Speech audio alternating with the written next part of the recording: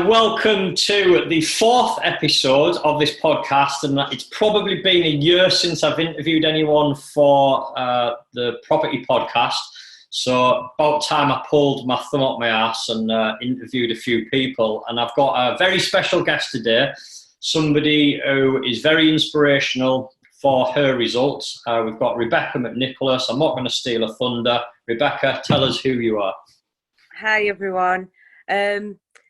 So I did Steve's property training October 2018, the 3-day.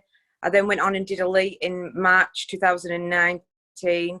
I got my first keys in June, and since then I've just been hammering the property development side of it. I also work over Wilton as a chemist in a lab, and I'm also studying at Teesside University for a chemical engineering degree. And in my spare time, I do try and relax sometimes. Yeah, I was just about to say, like, how do you fit all that in? Please tell us, how do you manage to do all of that, what you're doing? So my job's quite flexible, so I can start work between 7 and 10 and finish any time between 4 and 7. So that's a good way of getting my hours in. University, I get day release from work, which is also pretty handy. And yeah, property-wise, as time goes on, I've just got more organised with it. I know better what to do, things that need doing, and keeping a track of things where maybe 12 months ago I had council taxes and electric bills coming out my ears.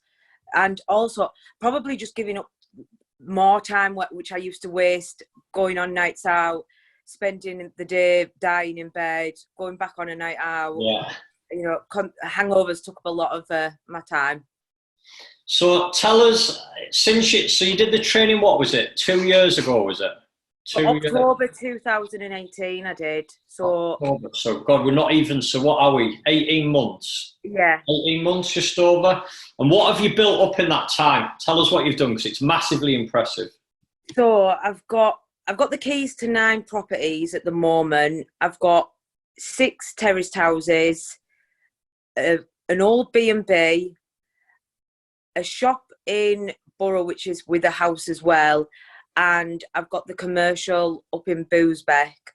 So the commercial's getting changed into 3 serviced accommodations, the B&B is getting changed into flats, and the shop in Borough is getting changed into a HMO. And then what's the total value of all of that? So that's about £1 million.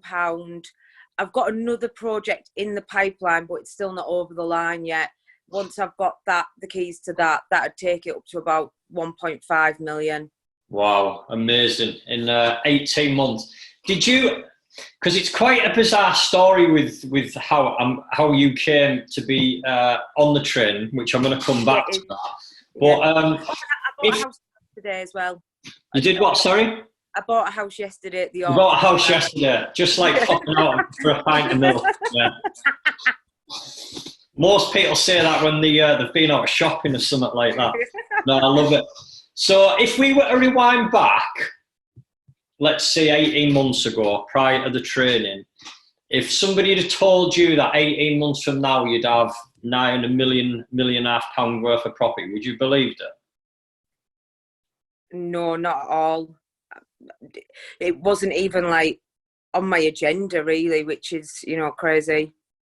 Yeah, so let me just talk into that, because I was always taught by one of my mentors to never judge your audience, and clearly I never listened, because this particular day I was obviously sat doing the 1-day free training, and if ever I thought there was a person who wasn't happy being there, it was your dad.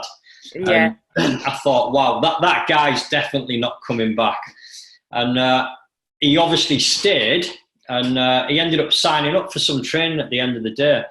And I was really, really surprised with that. Now, I know he was honest, and he did actually say at the start of the day, he was like, oh my God, where have I come here? And he didn't want to leave because he thought I might take the piss out of him and things like that. But he said he just... Summit sort of clicked what I said, and he just thought, yeah, I'm going to stay for the rest of the day. And then I always remember your dad signing up, and the next thing was him emailing and saying, would I be able to bring my daughter on the trainer as well? Because you kind of set him up, didn't you? You shot your dad on it, didn't you? Yeah, but it was also something that, like, I thought, oh, I can't be asked going and sitting in there for a free day. I thought, oh, whilst my dad's off, he can go. I thought it was more up his street. I had no interest in it. And even looking back, he was convincing me to do the 3-day. Really mental now, because if I knew what I knew now then, I wouldn't have even, I would have gone to the 1 day. Yeah, and it's just mad, isn't it, how your life can turn that way, which is what I want to lead on to, because the thing with yourself, which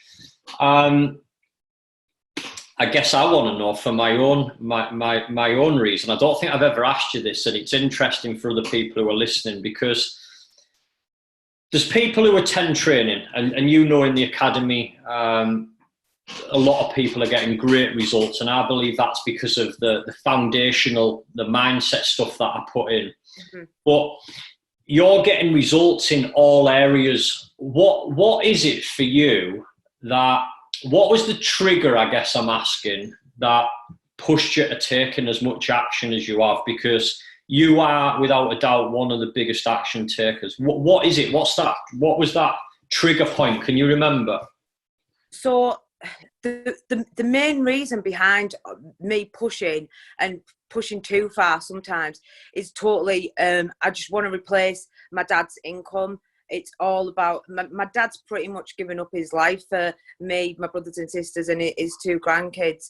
And for me, it's all about that. And when I've hit that goal of replacing his income and he can retire, then I feel like I might take the foot off the gas a bit. But that's the main thing. And it was one of those things that after the 3-day, I thought, oh, I'm not bad at this. I'm quite good at this. I picked it up quite easily. I think probably the numbers wise, I've got a chemistry degree. I'm now doing an engineering degree.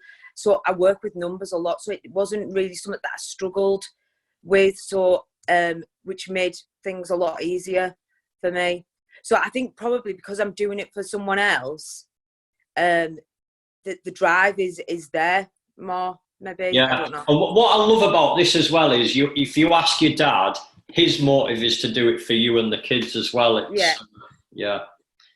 Which I sensed that as soon as you did the 3-day training, I sensed it with your dad that. And it's not just me, a lot of people comment on this, of just that guy he is. You can see he's completely devoted his life to you and your brothers and sisters. It's just really warming to watch that from the outside. Well, yeah, he has. And like, I probably couldn't, it'd take me all day to go through all the things that he's done for us all. I mean, he was like nearly 20 years ago, he was left widowed with 4 kids, which I think, it took up his entire life. So even though we're all grown up, we've never stopped being his life. Yeah, absolutely love that. The thing with you, Rebecca, though, something that really stands out and impresses me with yourself is not just the fact that you're naturally good with the numbers or anything like that. What I can honestly say about yourself, and I would dare to say that you are probably the number one in the academy at doing this, is you just follow the system, like literally to the T, where the buying below market value, the way you put the offers in, the way you search for the property, the way you use the property recycling strategy, you just literally follow everything to the T. What's the reason behind that? Why reinvent the wheel? It works. It's simple, and I've seen other people do it. So yeah, I don't like to deviate away from that system, because it gets messy, it gets confusing. You're into an area that you don't really know. So yeah, it's a proven strategy. So why change it?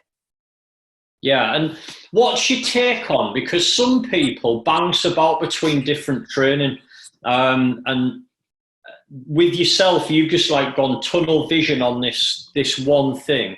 Do you think it can be overcomplicated if people do bounce about, or do you think that adds more depth? I think good doing something that complements it. Like I'm currently on Gemma's 12-month business training, you know, and some of the things are similar, you know, the mindset is all still there. So that works really well for me. But for me, I wouldn't want someone saying, oh, buy below market value, and then another trainer saying, don't bother buying below market value, just add value. It's like, which way would you then go? You know, you're getting conflicting stories that work differently in potentially different areas. I mean, I had a call the other day with some investors from LinkedIn, and they just were like, they were from down London. They were like, you just hardly get below market value down here. Well, you know, that's not something, certainly in Teesside, it's pretty easy to pick up below market value, I find. I think that's a limiting belief on their part. I really do. Maybe it is, yeah. But they just focus on new builds, so maybe you haven't even looked into that sort of area. I don't know. Yeah, okay. I want to come on to another question. Knowing what you do now, what would you do differently? So if you could go, if you went back to the start, but you had the information you know now, what would you do differently that other people that are listening could take them nuggets from? Even though I heard this like 55 million times myself, don't overstretch yourself. I had 2 points last year where it was like, you know, shit had hit the fan. My dad lost his job last August, or the contract had come to an end. So we were suddenly no cash flow coming in, 3 properties sat there, not rented out, but no money towards renovations. And then again, about Christmas time, absolutely, I was overstretched. And it actually, the only way I could get anyone Christmas presents was the fact that I had Argos credit. So I had about $3,000 on Argos finance. So I had to get people stuff like clocks for the kitchen, toasty machines, you name it. Random as fuck Christmas presents they all got, because that's the only thing I could get them. Yes, love that shit. You know, the funny thing about this story is, right, because I do think sometimes you do need to feel that pain yourself. And even though I bark on about it all the time, because I've felt it, I've done it. And Warren Buffett says you'll never have enough money in property investing, because you get it, and as soon as you've got it, you want to put it into something else. And it is difficult to try and be disciplined to hold some of that back, especially when you know it could be working harder, or you know how to find deals as you obviously do. And I know in one of the previous podcasts, Tommy was saying that, obviously you know Tommy, that he was literally going down the side of his van to find money just to eat, to get some lunch and stuff like that. So you tell people not to stretch and focus on one at a time, or? It depends what cash you've got available, and you know what time you've maybe got, whether you're trying to do everything yourself or you've got like a team around you. So I think you could maybe do more than one, but I think always expect delays in the renovation, delays in the refinance. You know, don't be counting on money being in your bank on, you know, in a week's time. It could, because that could be another 10 weeks. Yeah, I totally get that. But like Tommy, you're coming out the other side of that now, aren't you? And you've obviously had that squeeze point. What's the new property that you've just bought? I've seen the pictures of it with the architect's design. Oh, so that's a commercial that we picked up in Boosbeck for 50 grand. It's actually the old, it's called the old slaughterhouse. So we're going to have to change the name of that for serviced accommodation. And it's going to be hot tubs, you know, aiming at, you know, young couples wanting a night away, walkers for the Cleveland way. So we're just getting the drawings finalised, and then hopefully start work in the next few weeks. And what will that hold? How many people So it's going to be split into two. One will be just like one bedroom, and the other side's a 2-bedroom. So it'll be like 6. We could put sofa beds in and whatever, but I don't know how popular really people want to sleep on sofa beds and whatnot. No, I think that might be a good touch. If you've got kids and stuff like that. Yeah. What's the income off that one then? What were you clear on that? What's the anticipated net income? So we reckon we're pulling, based on only about 55% occupancy, about 43 grand. We reckon the mortgage will be about 10 grand. So we should be looking at about 30 grand.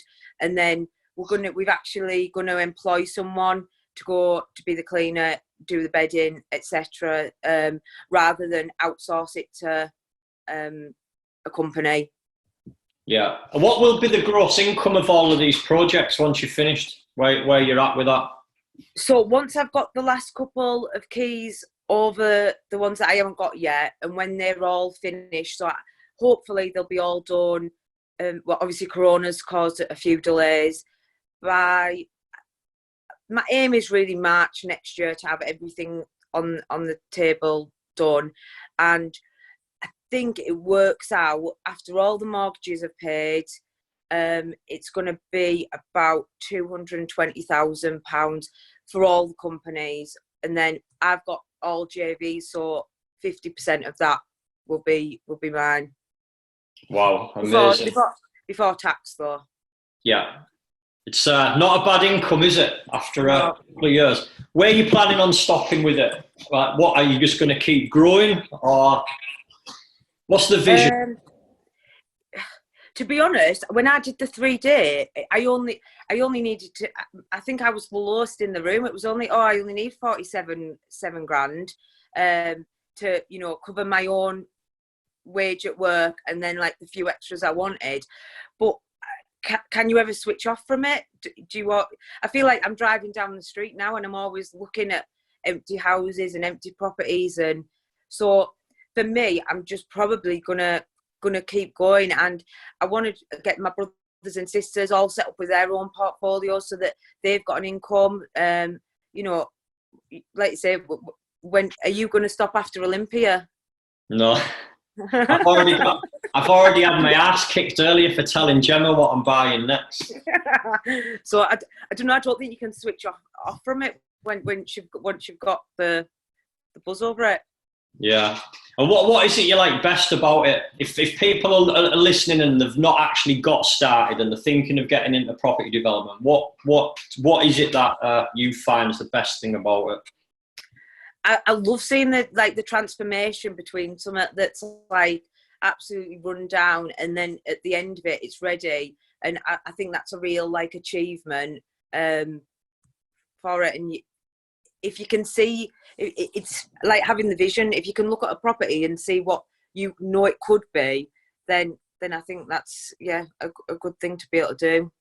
Yeah, and let's rewind back a bit, because actually you've just triggered something there. When you started out, you've bought all this property. You are very creative how you work. You weren't born with a silver spoon in your mouth, and you didn't actually have a lot to start off with. What finance did you have available when you started? So when I did your 3-day course, I actually had something like 25 grand on credit cards and loans. So I was like negative. Right. And I've still got some of that. I haven't paid all that off. But yeah, we didn't have a pot of cash, no money. So how did you get started? If people are listening and thinking, well, how do you do that? How do you buy £1.5 million worth of property if you had no money and 25 grand worth of debt? Well, I had good credit, so I had really good credit rating. So I managed to be able to borrow more money, which I suppose some people would see as risky, but I knew using the strategy, I could make it work. Dad had a strong cash flow per month, but still no pot. But it was good to have that money to like be able to service stuff, renovate. And then 2 of my JVs were people who approached me after they'd seen the other results I'd got, where they put all the money in. And then following on from that, I've had about 180 grand from investors. 170. So to be honest, the money at the start was probably, when I did the 3 day, I probably thought, oh, I've got no money. Yeah. But it's quite easy to find way. Yes. Yeah. JV, investors, there's your own finance, whatever. Because people often, that is the biggest hurdle, what people say, that you can't get started with money, and it's just, unless you actually know them skills, it probably is difficult to convince people, because I do when people say it's physically impossible, but you're living proof. What else I want to ask you is, rewinding back last year, at our annual awards night, you were obviously voted, I believe, as probably the best award, because you won the Property Investment Academy Members' Choice Award. How did it feel? Did you have any idea that you might get that or not? I don't know. A few people had texted me beforehand being like, oh, I'm so going to vote for you, and all this and that. But then there's other really strong contenders there as well. So I was quite shocked.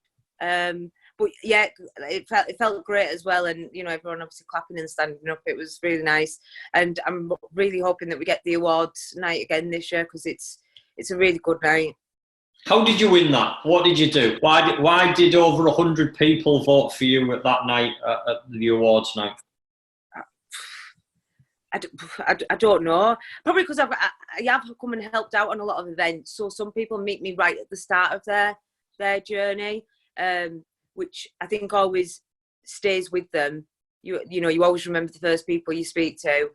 I try and contribute my fair share to the groups, offer help and advice, and share the things that I've done wrong. Yeah, and I like arranging social events, so maybe that's got part to do with it. On reflection, because that night when you won that, I thought Craig was going to win it. Yeah, I did. And when I seen it, because I just got it in my head, I thought, Craig, this is going to be Craig's this year. That I genuinely did. So when I didn't see Craig's name on there, it was a bit like, oh, and you've probably seen that surprise. But on reflection, looking at it, it was absolutely deserved, because I don't think there is anybody in the academy that is offering that level that you do, how you help people. The amount of people that say that you help them with figures, you help them with deals, all of these things which are in your own time. And Les Brown says, I think it's Les Brown, if you help other people achieve their goals, then you will achieve all yours. And I think that's probably why you are doing so well, and you are such a popular character within the academy. Would you agree? It sounds a bit big-headed if I agree. No, but I know what it's like. I know what it's like to be, though, where you've got all these questions and you need help, and so it's good to give back. Yeah, and what I love as well is the fact that you do all of these creative things. So you're using bridging finance, aren't you? Option agreements. You've been to auction. You literally have completely grasped this whole thing, haven't you? Would you agree with that? But yeah, I'd say so. Yeah. Still probably push a bit too hard. It's the one thing that I do. With you and your dad, still slow down a bit. Okay, I want to ask you a few more questions. What would you say to anybody who's watching this? They're not in property. They probably watch the videos of mine on YouTube and things like that. They've heard that you've started without any money. They sat on the fence with doing trading. What would you say to them? To be honest, even if they weren't keen on doing property, I would do the training regardless, because it's still life-changing. There's people in the community, and they're getting better results at work, better results in fitness, better results at uni. There's better relationships. So how do you put a price on all that sort of stuff? So if I'd have known what I know now, and I only did it for the fact that I got it half price. So, you know, it's just that's crazy now looking back. I would have paid 10 times more than what I did pay back then. Yeah.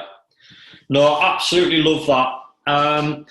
What I want to ask then is where you've obviously talked into vision, where is it that you stop? You're obviously doing this for your dad as well, which I absolutely love.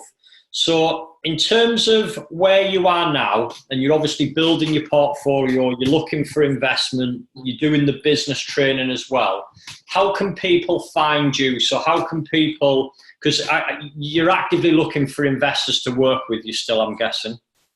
Yeah, keen for more investors. I'm doing a lot on LinkedIn at the moment. I seem to be getting good feedback and a lot of hits and calls and messages via that. So that proves a good one. Plus, I don't want to constantly talk about property, but I bring it up in conversation to people that I meet, you know, that sort of thing, people that you work with, you know, friends, family. You never know who's got, you know, a stash of money. Yeah, tell everyone. Tell everyone on skill. That's I love it. Same sort of attitude.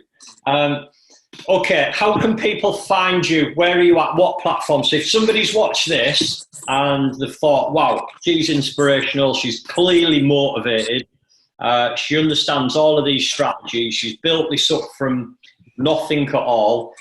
You're the PIA Members' Choice Awards, so a clearly very popular, trusted person.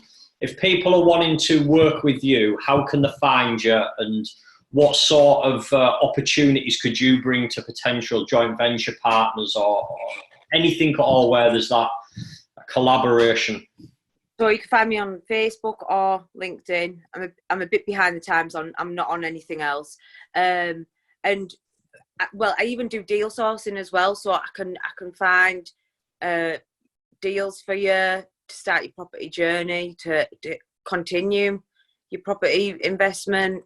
We can offer returns on money, all sorts. You name it, we can work with. Okay, tell us a little bit more about the deal sourcing.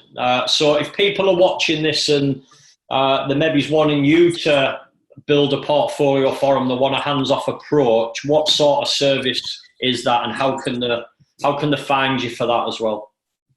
So we have a Facebook page, I Am Homes, and on LinkedIn. And what we offer there is there's different packages. We can just source you the property. We can source you the property and then complete the renovations. We work with the investors to find out, you know, what they're looking for. So it's tailored to suit pretty much. Yeah, and you're fully compliant as well, aren't you? Fully compliant, yeah. Yeah. And you just bought a property? Was that for an investor yesterday? No, that was to add to my own portfolio, but another one we got across the line for an investor yesterday, and we're doing all the renovations for them, and just need to go pick up the keys and get sorted with that. Yeah, what was that property you just bought? Because was that at auction? I didn't even realise auctions were still open. So the one I bought for myself was at auction, yeah. It's just a little terraced house up in Skelton, which I like. I like the terraced houses. I find them, you can pick them up pretty cheap, and they're always a safe bet. They're going to rent out all day long. I mean, when I do put adverts out for them, I'm absolutely inundated to the point where I have to take the adverts down. So yeah, I like them. And whilst all this corona's been going on, they're the ones that have all kept my businesses going, really, because everyone needs a home to live in. Yeah. And how much did you pick that one up for? 33.5 grand. It's not a bad deal, is it, for a house? What was it? A 2-bed? 1 bed, 2 bed? 2 bed, and it's got some little outhouses as well, which I'm looking to maybe be able to do something with them.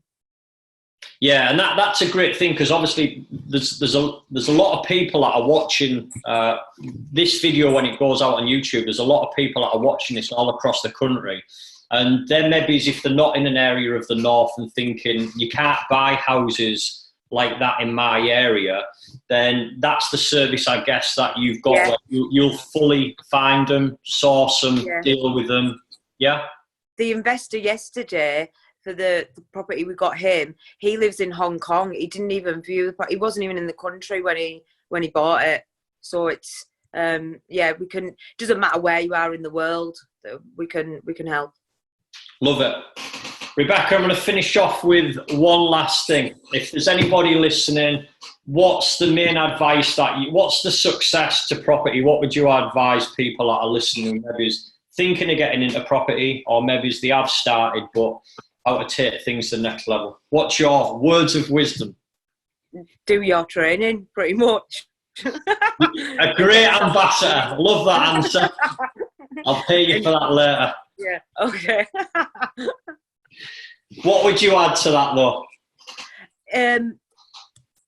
Just take action now. You know, what you sat waiting. The opportunities are massive at the moment with what's going on, corona-wise. There's going to be even more opportunities at the end of it. So, yeah, just get started and take action. What about people who are scared right now that are thinking, well, there might be a drop in the market? Why are you not concerned? Because I think if you're picking up houses for 33.5 grand, even if there is a drop in the market, you know, the ROI on them is still massive, even before you refinance it. So, I'm not worried at all, to be honest. And because you're holding your properties as well, so it doesn't affect you as much, does it, if there is a drop in the market? No. And with the HMO in Borough, which is going to be finished in a couple of weeks' time, it was designed for students. Now I've seen that like Cambridge and Manchester are going to all online. All I will do with that is I'll just switch HMO to contractors or to housing benefit HMO. You know, just having options and working with what the situation at the time and learning to adapt, I think is a key to it. Love it. Okay, going to finish there. Are you winning any awards this year at the awards night? Hopefully it'll still be happening. Hope so. Awesome. Rebecca, I've absolutely loved that. Like I say, if you want to find Rebecca, you can check her out on Facebook or LinkedIn, Rebecca McNicholas. She has that full service deal sourcing. If you want to work with her, she's somebody who I would definitely recommend to work with as well. Pleasure to have you on, Rebecca. Take care.